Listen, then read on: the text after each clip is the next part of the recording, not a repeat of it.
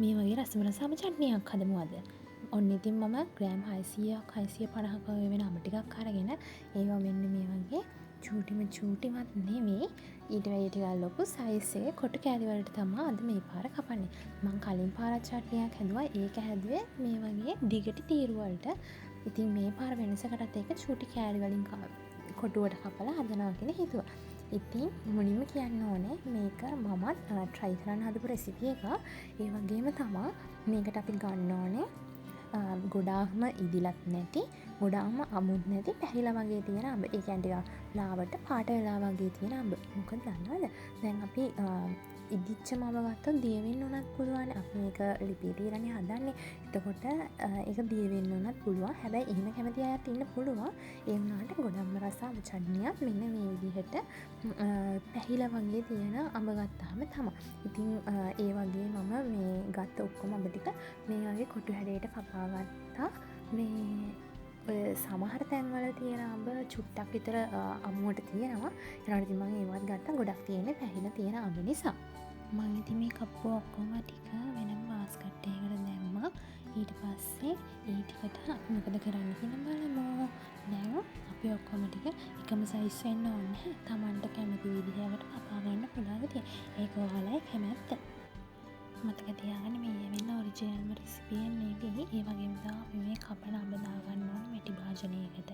මට ඒක කලින් කියන්න අමතක වුණා. දැන් අපි ඒක කපාගත්ත කෑලි වලට සීනි දානවා.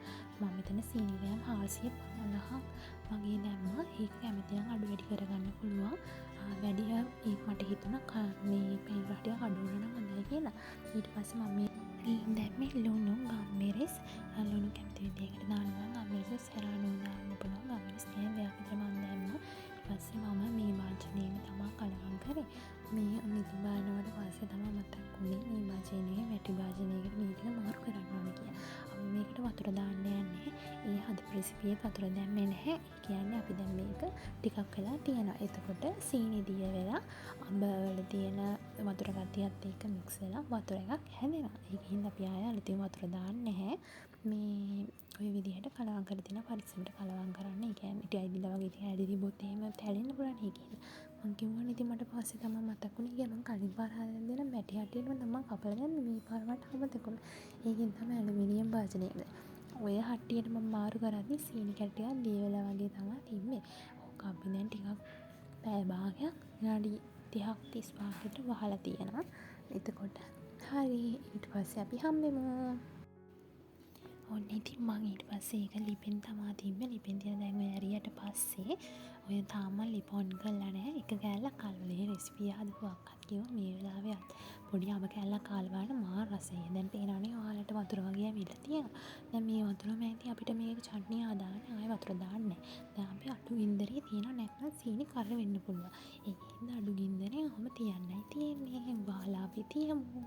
ඊට පස්සේ අපි බලමුකෝ දැන් කොහොමත් අපිට ඉවසීමක් තියෙන්න ඕනේ. ඉතින් මේක බලන්න. ඒ කියන්නේ අපිට එකපාර හදාගන්න බෑනේ.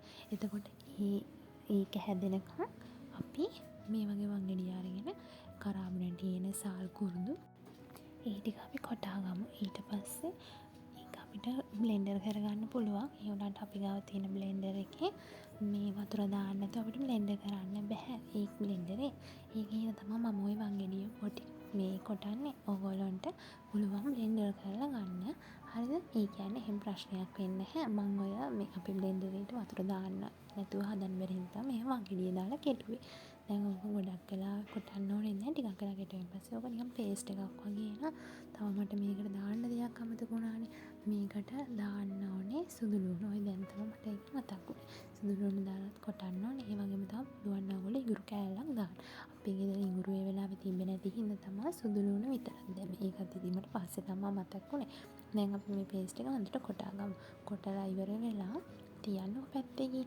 දැන් ඊට පස්සේ චුට්ටක් විතර ඇරලා බලන්න. ඇරලා බලුවාට පස්සේ ඔය වගේ වතුර ගතියට තියෙනවා. අඹ චුට්ටක් විතර අර කලින් තරම්ම නැතුව අමු නැතුව වගේ තමයි තියෙන්නේ. කියන්නේ චුට්ටක් විතර දැන් හැදීගෙන එන ගමන් තාම චුට්ටයි. ඊට පස්සේ වහලා ආයෙ තියලා ආයෙ ටිකක් මට හිතුණා මේ කෙටුණා නම් හොඳයි කියලා අර පේස්ට් එක. ඒකින්ද මම තව ටිකක් කෙටුවා. ඔයාලට පේනවනේ ඔය වගේ පේස්ට් එකක් තමයි ඉන්නේ. ඉඟුරු කෑල්ලකුත් ඔයාලා දැන් මේ තව ටිකක් වෙලා ගියාට පස්සේ තමයි මේ අරලා බලන්න තාම වතුර ගතිය තියෙනවා. මේ ඒ වුණාට සුවඳක් හොඳට තියෙනවා. දැන් අර පේස්ට් එක දානවා. එතකොට ඒ පේස්ට් එක දාලා හොඳට ඔයගොල්ලන්ට තියෙන්නේ කලවම් කරගන්න.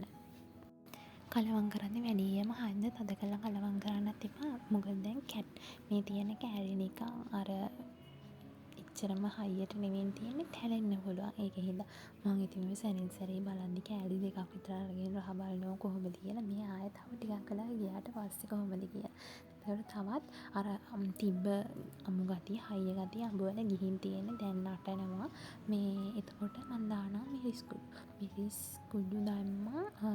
තේ හැලි 2-3ක් විතර තමන්ට කැමති විදිහකට දාන්න පුළුවන්. ඊට පස්සේ මම ආයෙ මදි වෙලා පස්සේ චුට්ටක් දැම්මා. ඒ කියන්නේ පාට මදි වගේ කියලා හිතෙච්ච හින්දා අම්මා කිව්වා තව චුට්ටක් අපි දාලා බලමු කියලා. ඒ කියන්නේ තව චුට්ටක් අපි පස්සේ දැම්මා. දැන් ඉතින් ආයෙ දකින්න මම ඉතින් ආයෙ රහ බලන් චුට්ටක් ගන්නවා. ඊට පස්සේ ආයෙ පරිස්සමින් කලවම් කරලා ඔහොම වහලා තියන්න ඕනේ. ඊට පස්සේ මේ ආයෙ තව ටිකක් වෙලා ගියාට පස්සේ තමයි මම මේ බැලුවේ.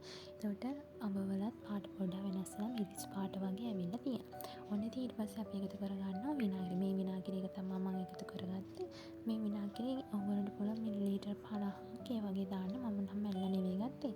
චුට්ටක් අඩු කෝප්පකින් චුට්ටක් වගේ වෙන තමයි දැම්මේ. මොකද මේ මට හිතෙනවා විනාගිරි වැඩි වුණොත් විනාගිරි රහ වැඩියෙන් එයි දන්නේ නැහැ කියලා. ඒක ටිකයි නෙමෙයි.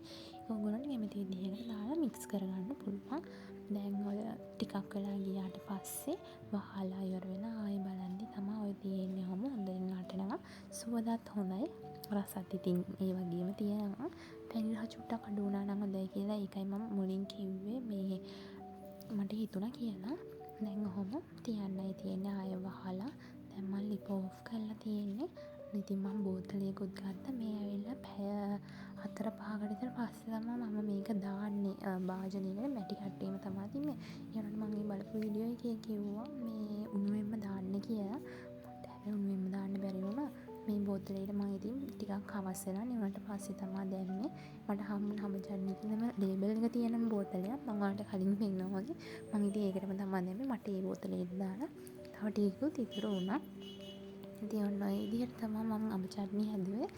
මේ එතකොට නරක වෙන්නෙත් නෑ. අඹක් තියෙනවනේ ඉතින් මේ කාලේ. මේ විදිහට හදලා ඉවර වෙලා අපිට තියාගන්නත් පුළුවන්. මේ ටික මම හැදුවේ ටික දවසක් තියාගෙන කන්න. අර හට්ටිය තියෙද්දි ඉතින් දවස් 2ක් විතර එහෙම තියාගෙන. ඉතින් ඔයගොල්ලෝ මේක හදලා රහ බලන්න.